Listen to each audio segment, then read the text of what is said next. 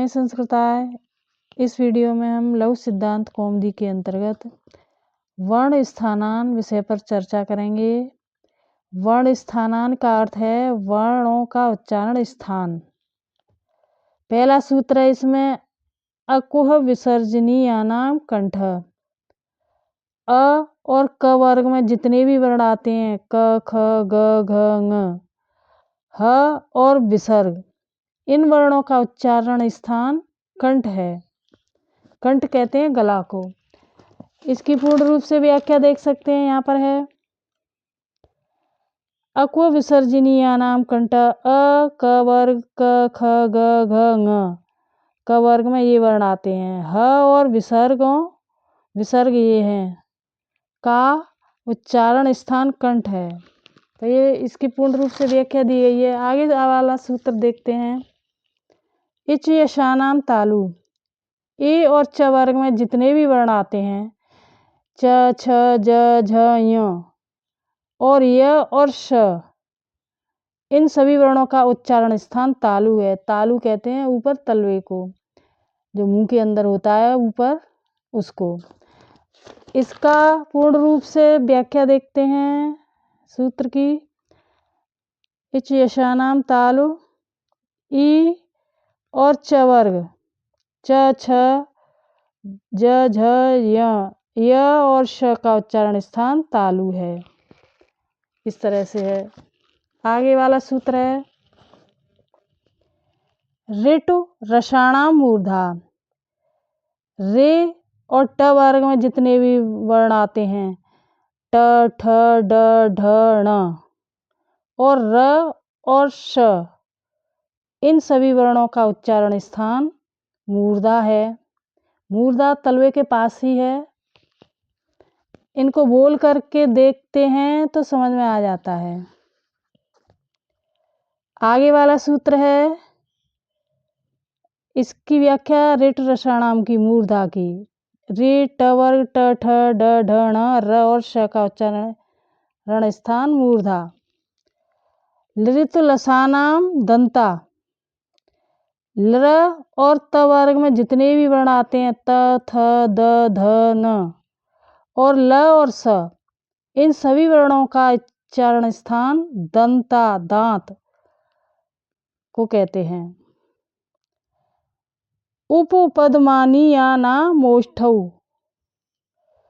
उ और प वर्ग में जितने भी वर्ण आते हैं प फ ब भ म और उपदमानी में प फ, ओष्ठौ यानी दोनों ओठ,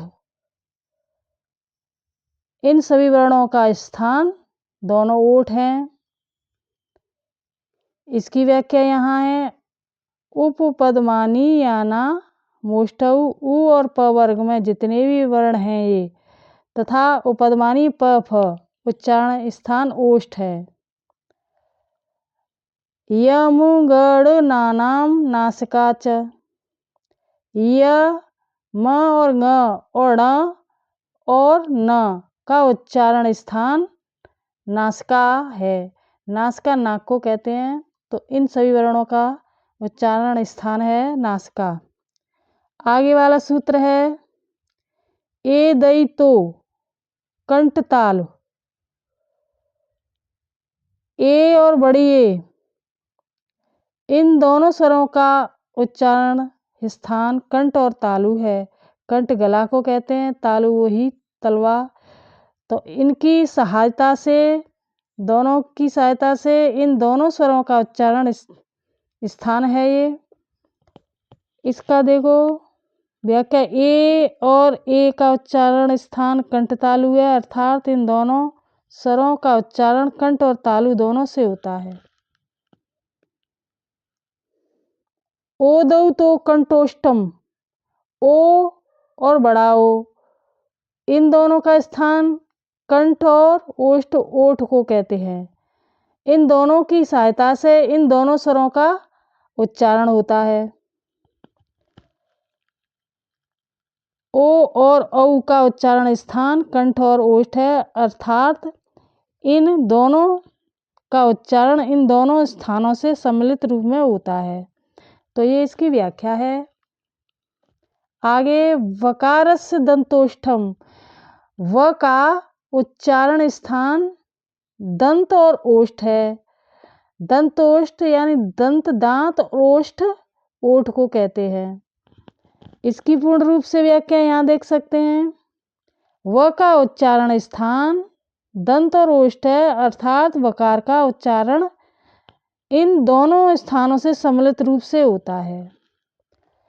आगे है जीवामूलीयस्य जीवामूलम, जीवामूली का उच्चारण स्थान जीवा यानी जीव की जड़, मूलम माने जड़, तो जो जीवामूली है उनका उच्चारण स्थान जीवामूली है, जीव की जड़।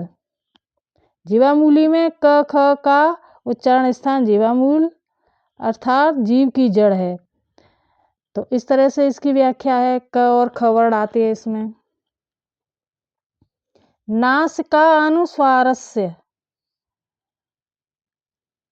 अनुस्वार का उच्चारण स्थान नासिका नाक है। अनुसार इस तरह से है, देखो ये बिंदी है ऊपर, तो नासकेत, नासकेत इस प्रकार है। अनुसार का उच्चारण स्थान नासिका है, नाक है।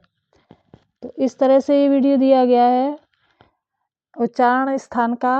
वीडियो अच्छा लगे तो सब्सक्राइब कर देना, लाइक करके हाइप कर देना। धन्यवाद।